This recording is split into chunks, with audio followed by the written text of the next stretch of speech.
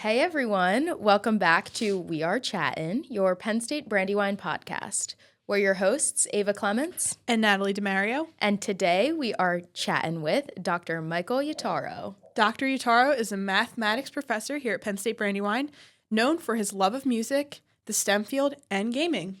Dr. Yatauro, we are so excited to have you here. Thanks for joining us. Oh, yes, thank you for having me. I'm excited to be here. We're excited to have you, so thank you. Yeah, totally. So let's get started right from the top. And can you tell us about how your journey led you to teaching here at Penn State Brandywine? Yes, happy to. So it starts with what's known as the Joint Mathematics Meeting. And I just attended their annual meeting in January. That was last week in DC, but this is one of the largest gatherings of mathematicians, and it moves around the country.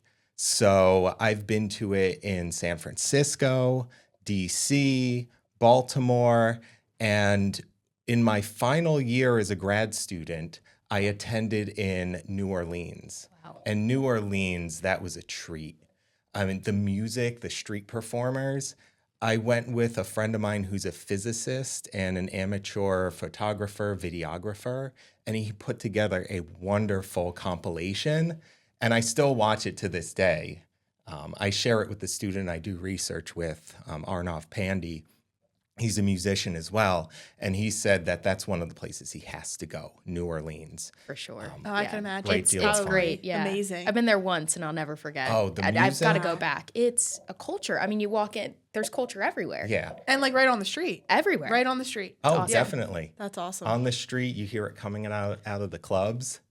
So, I was enjoying New Orleans. But there was also the math conference, the Joint Mathematics Meeting, and they have an employment center where at the time, obviously, I was in my last year and I'm setting up and I'm going to interviews and I'm posting my CV and my resume and getting my name out there. So you put up on the website just your information, CV, your background, and the Penn State Lehigh Valley campus was hiring. So they had a faculty member there, and he invited me to interview. So just on a whim, he invited me. I went, and we hit it off. I interviewed at Penn State Lehigh Valley. I got hired there as what they call a visiting assistant professor. Okay. And now it's typically called teaching line, so I wasn't tenure track. Okay. So that's how I ended up with my foot in the door at Penn State, and eventually a position opened here at Brandywine. And I jumped on the opportunity. I loved the atmosphere, the people, and it was tenure track, which is very highly coveted in the academic profession. Yep. Right. Yeah. That's awesome. That's awesome. Yeah. I'm glad to hear that you landed here and you're enjoying it. So that's great. So what kind of made you interested in teaching in the first place? So as an undergrad, I didn't know exactly what major I wanted to focus on. I knew I was always good at mathematics, but I wasn't settled on mathematics. However, I eventually realized I can do it and I enjoy it. So in one of my math classes in my second year, the professor recommended me for tutoring. So I went into tutoring, and my table was always packed with students. Like, students really enjoyed coming to me, talking with me, learning from me, and I enjoyed that whole atmosphere of helping people learn. It really helped strengthen my understanding. And then I also had wonderful professors.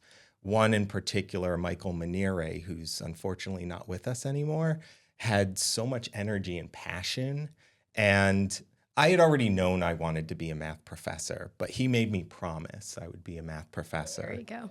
And I wanted to honor that promise. Absolutely. Yeah. That's incredible. Mm-hmm. And I'm sure in the process of it, you found out that this is something I actually enjoy doing, which is pretty cool. Yeah, it's very fortunate. I mean, everybody says do what you love. Yeah. And it really speaks and resonates with me because I do what I love, and I'm fortunate to be able to do what I love. That's awesome. And from early on, I mean, you knew you were good at it because obviously you had a table full of people. Right. So, yeah. I mean, it was your calling. It was your calling. That's awesome. Yeah. So to kind of go off of that, what's one moment that you've had while teaching that made you think, this is why I love doing what I do? So this one was more of a journey. It wasn't like a specific, so there have been many moments, but one thing that stands out more so, and it wasn't necessarily a moment, it was more of like a progression of watching a former student grow into a professional, because he really enjoyed my calculus class. And then we became like Facebook friends, and I provided letters of recommendation. And then I just watched him he earned multiple master's degrees. Wow. He became a public school teacher. He then opened his own business with a friend, and then earned more master's degrees. Wow. Then earned a incredible. PhD. Never And now stops. has been hired by Lockheed Martin. Wow. Wow. Okay. And I've been watching his journey on Facebook and so impressed, and just to know that I had some small influence. Yeah. Oh, for sure. And he would post and react on Facebook. We don't talk much, but just to see how much he's accomplished, it makes me feel like this is primarily why I'm here. I don't have children, but I want to pass on my knowledge to my students. Yeah. Yeah. And I think that, the fact that you have an impact on people like that, and that you can, go along someone's journey with them and just leave knowing that, you really, really did help them. I think it's just such an amazing thing, Yeah. And this is why I love talking to professors also, because you get to hear that, oh, I'm not just here because I like the subject or I like to teach, or, Yep. This is the job, the cards that I've been dealt. It's like, no, you actually have a mission to wanting to help these kids and to see them grow. And I think that's a beautiful, beautiful thing to have. Hugely impactful. Yes, Yeah. that too. It really is. Really, really is. So I guess to circle back to what we were talking about in the introduction, we know you're into music. One of your hobbies is drumming. How'd you get into that? Yes. Well, I love telling the story of how I got into drums. Okay. It came mostly about because I'm hyperactive. I've always been hyperactive. Even to this day, I think I have more energy than I should. I used to get in trouble all the time because I would run around. I would, not always be seated when I should be. I was, acting out, but never terribly. Right. But my mom said I was a handful. Okay. All right. All right. But you know what? that- You're not the only one. It's Yeah. okay. It's okay. when It's it okay. came time to figure out ways to focus that energy, elementary school band, they were recruiting musicians, and I just figured, well, drumming, I'm going to move a lot. And I did have my first drum set when I was 2 years old. Wow. I have a photo. I didn't know what I was doing. It wasn't officially when I Right. started playing drums. It was a Smurf drum set, if you've ever heard of the Smurf characters. Oh, the that's Oh blue- yeah, That's That is incredible. Yeah. awesome. That's iconic. That's really great. iconic. Yeah. So I ended up destroying that. That again, that speaks to my energy. I saw Cookie Monster break into a bass drum, and there were cookies. So me as a little 2-year-old toddler, I'm like, cookies, and I broke my bass drum. I mean, yeah, I figured that's where that was going. Yeah, But- I'm here for it. But yeah, curious. I officially started playing drums in public school. It just percussion, and I stuck with that through to about, I think it was the first year of high school. But then I got my first drum set, and I really wanted to have a band, and I wanted to start playing gigs. And I was listening to rock music, heavy metal music in particular. I was a big fan of Guns N' Roses, Metallica. Lars Ulrich, the drummer, was a huge influence on me when I was starting off. Wow. That's awesome. Yeah. Natalie, mean- you like to drum too, right? I dabble in it. Yeah. I dabble in it. Yeah. There No, you I've go. I've been taking lessons, or I used to. I started out, around 3rd grade, 4th grade. Previously, I did have, a set at home, so I would always, play. It was my dad's, so. But I did start lessons pretty early on in grade school and continued it until senior year in high school. So Okay. it was great, fun Yeah. stuff. It really is. It's awesome. Yeah. Yeah. I think it was 8 years old when I started, and it was just the snare drum. Yeah, My parents yeah. bought the snare drum. Yeah. That's what you start You with. always start on the snare drum, right? Yes. Yeah, Yes. for sure. Yeah, for this sure. is for you guys. I'm not. We'll get you there, Ava. It's okay. We'll get you there. All right, so now we can integrate the two topics that we've talked about. So we hear that you like to incorporate your love of drumming with your passion for mathematics. So when did you realize that you could combine the two? Because I for sure didn't know that you could do that. I've been looking for a project that connects one of my other interests with mathematics. And there were times when I thought about exploring video games, board games in connection with mathematics, because there's quite a bit of what's known as game theory. Nothing ever materialized. And there's always been mention of connections between mathematics and music. Drumming, for the most part, breaks down to quite a bit of arithmetic. And once you identify the mathematical components of music, the arithmetic, the time signatures, the note structures, we landed on a project that builds data sets from the music. It took a little bit of time to get there, but it started off where I was trying to utilize my study of what's called graph theory. It's more of a theoretical style of mathematics, and we were trying to incorporate drumming and this process of like, how would you configure the drums? But then as I continued exploring further, I found out that people were looking at, drumming in mathematics in a specific way of looking at like how drummers play. And so once I saw that connection in some previously published works, I kind of just ran with it.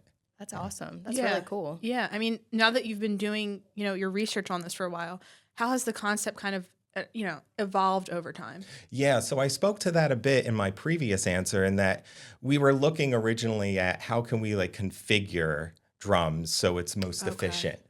And that didn't bear much fruit, but in the process, we were like starting to look at how can you make data sets from, like, how can you create perfect metronome time from a drumming transcription?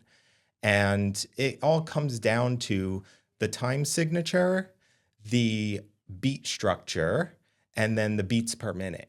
And then you can identify like what would be perfect metronome time from the drumming transcription. So we started to work on Arnav, the student I'm working with, Arnav Pandey. He's a member of the Blue Band. He's a drummer. And he would find these compositions, and then he would identify the numbers that represented like the exact timing of what would be played if a drummer played perfectly on a metronome, which is not what we do. Right. Because there's more feel to it, and obviously there's human aspects to it. So humans don't play perfectly, and it turns out that playing perfectly, creates more of a mechanical sound. It's not as audibly pleasing. So we wanted to look at how drummers play relative to perfect metronome time, and if they have certain tendencies. Does it depend on the type of music they're playing? We just presented some of our research last week in DC, and we were getting questions about, do drummers have a specific footprint? Like, is there a way to identify a drummer based on how they play relative to metronome time? Do they have tendencies when they play one style of music or another? So we want to collect much more data so we get more of a robust analysis. So if there are any computer science students listening, I learned some basic Python to get through, like to get my foot in the door and to get some basic code going that could take the music and identify when the drummer hits a drum. Wow. And I am not by any means an expert computer programmer. So I learned enough Python, but I'm sure that there's quite a bit that can be improved or cleaned up in my programming. And that way, if we can start churning out more data, we can start doing this analysis and answering questions at a higher level. Yeah. I mean, it seems like a really complex study, research thing that you have going on.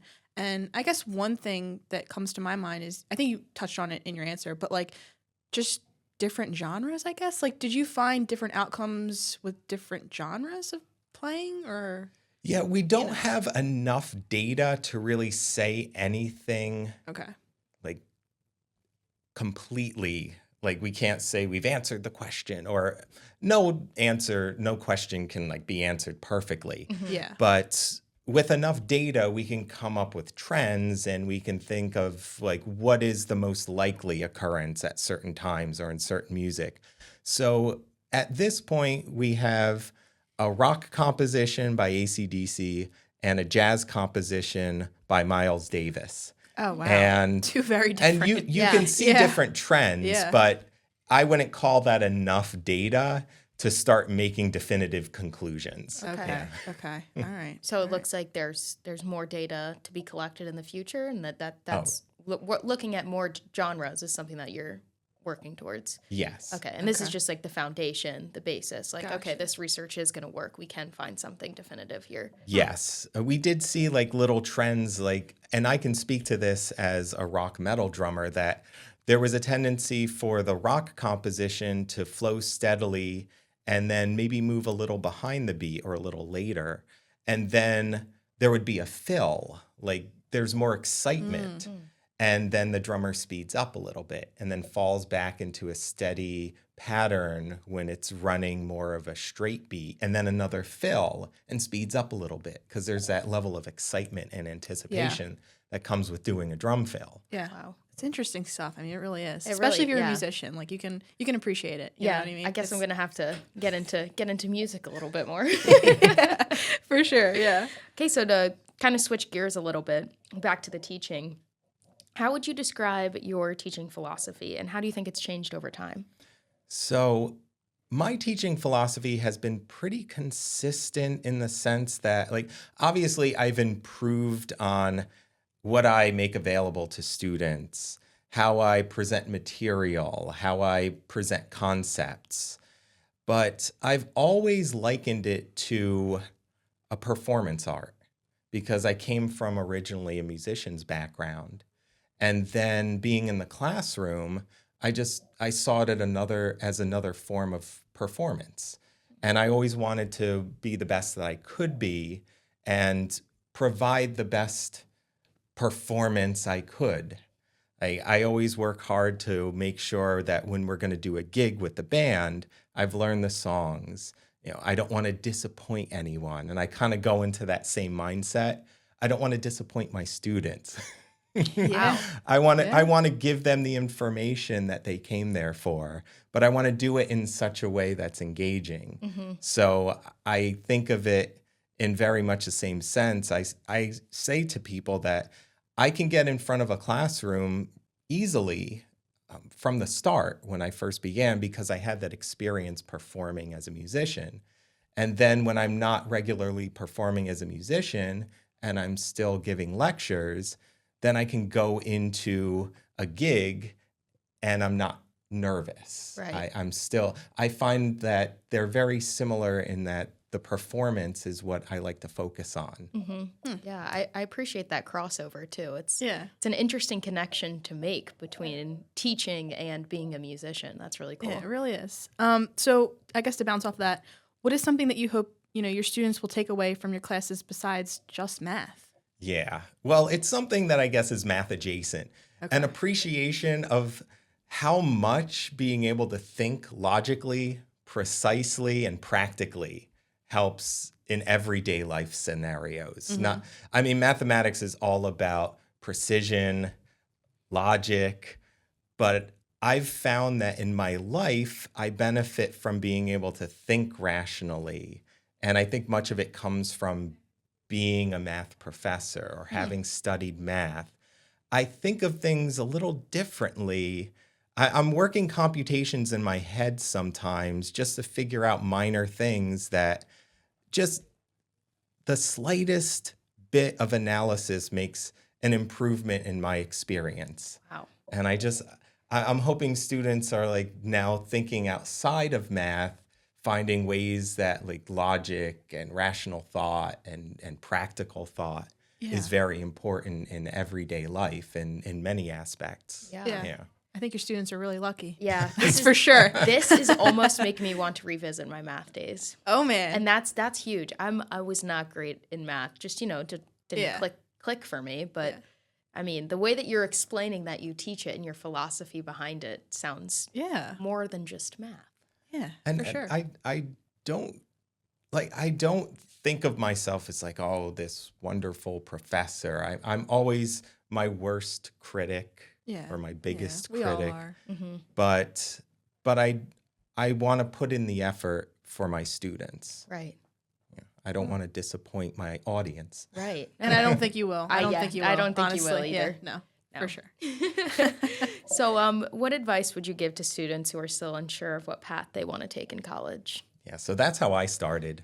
I was exploring majors. I almost ended up as an English major. Wow. Oh, interesting. So I took English classes. I just took classes that I felt I had an interest or inclination towards. It also helps to find if there's something that you have a natural interest in. Like I didn't realize I had a natural interest or ability in mathematics until college. Like I could do it in high school, but it was like, oh, I can do it. I don't have to study as much. So that's why I like it, because I can just go and hang out with friends and Yeah. jam with the band. I don't Yeah, have to yeah. I don't have to spend a lot of time studying my algebra. I Right. could just do it. So I would explore, and I would encourage students to, there are the gen eds, the general education requirements, and just find some courses that pique your interest and you might land on something. I didn't figure out I wanted to do math until I was in a college math class. Wow. Yeah, I think we kind of touched on that in another episode where, like, you hop around all these gen eds and you really don't realize that you might find something that really sticks. Yeah. And that you could take with you and possibly make a career out of it. So it's, yeah. Because it's I feel like a lot of people are like, ugh, gen eds. But it's like, that's really where you find what it is you like. Yeah, It's that's that your chance. opportunity. That's Yeah, your chance. Absolutely. Yeah. I think Yeah. that's good to Yeah. explain to our audience too. For sure. Just everyone take gen eds. Everyone They're take great. gen eds, different gen eds. Yes. All right. Well, I guess to change things up a bit, we have some fun rapid fire questions for you in a section we like to call Rapid Chattin'. So do you think you're up for it? Yes. All right, let's do it. What's your favorite band? Tom Petty and the Heartbreakers. Oh, good Yes, one. Good I one. have a heavy metal rock background. Okay. They are rock. All right. They're more, I guess you would classify as classic rock. Uh-huh. Okay. But his songwriting is amazing. Yeah, I'd have to agree. Top song? Top song by Tom Petty and the Heartbreakers might be The Waiting. Okay. Yeah. All right. One we'd like to ask everyone. If you were stranded on a desert island, who would you call for help? Hugh Jackman, because Interesting. I'm a comic book fan, and that would be the closest thing to getting rescued by Wolverine. Yes. Okay. I would Yes. ask if he could wear the costume. Oh, yeah. Personally. Yeah, for the vibes. Oh, Yeah. for sure. Absolutely. Yeah, come on now. What's your favorite song to play on the drums? Okay, I'm going to do this too, because it depends on if I'm with the band and it's a song we rehearse, or if I'm just practicing at home on my electronic kit, Okay. the song I like to rehearse. With the band, we play a song by Alice in Chains called Man in the Box. Oh. It's heavy, it hits hard. It's quite a workout for our singer, but he nailed it. We did a gig on December 27th and got a great deal of good feedback for it. And I should mention, on the socials, the band is Cover Your Mind Yes. All right. Band. Plug right Cover there. Your Mind Band on Instagram and Facebook. Right Yeah, there. I love Give that. them a follow. For follow sure. along. Oh, yeah. So check that that's out. with the band. Man in the Box by Alice in Chains. Okay. Nice, heavy, but it gets a good response Yeah. when we play it live. At home, if I'm just rehearsing, one of my favorite songs, I can't say I always get it perfectly when I play it, but it's a lot of fun to work on, is Panic Attack by Dream Theater. Oh, that's an interesting take. Okay. Okay. Yeah, the drummer, Yeah. Mike Portnoy. There's quite a few layers to that one. It's a lot of Okay. fun. I'll have to look into that one for sure. Yeah. Yeah. Yeah, I'm gonna have to look into both of Yeah. these. I guess. artists and songs. Yeah. Sorry, I guess guys. one last thing for you. Where do you play at? Because I'm sure people would love to come check out a gig. Well, we all have our careers, Yeah. and a number of the band members have children, families. Yeah, you know. yeah. So we're not looking to like do a gig every week. Oh, okay. It's more of every month, every other month. Our Okay. next gig is at the same place we did on December 27th, but not until February 21st. Gotcha. And Okay. and you know, we're looking more like every 2 months. They're in New Jersey. That's where I'm Oh. from originally. I see. Oh, okay. Yeah, so Little I've been further. living in this area now for about 6 years. Okay. So I commute to New Jersey for band practice. Gotcha. So like Friday night we have practice scheduled. I drive to Old Bridge, New Jersey, which is Okay. about an hour and a half. Wow. Wow. But I'm Dedication. kind of a road warrior. I can Yeah. take it. Yeah. Good. So good. the shows end up being more New Jersey, central New Jersey. Gotcha. We're going to try to work in some closer to this area so I'm not Right. always driving so far Yeah. for the yeah. gigs. Yeah. Well, Yeah, you that's got awesome. to. You got to Yeah. split it up, right? Mhm. Yeah. I guess Make for it now we'll even. check out what you have online and go Yeah, from there. So that's awesome. absolutely. Yeah, our singer has been diligent with posting videos Okay. Good. and updates and photos. Yeah, that's awesome. Yeah. Thanks for sharing. Yeah. We'll Yeah. definitely have to check that out. Yeah. All right, and our final rapid chatting question. Where's the coolest place you've ever gone on a road trip to? So it's not the farthest place, but Toronto, Canada. Oh, I'd Oh, love yeah. to go there. Toronto was fun. I might be doing another road trip to Toronto this coming summer. Okay. But I went to Toronto, surprise, surprise, for a math conference.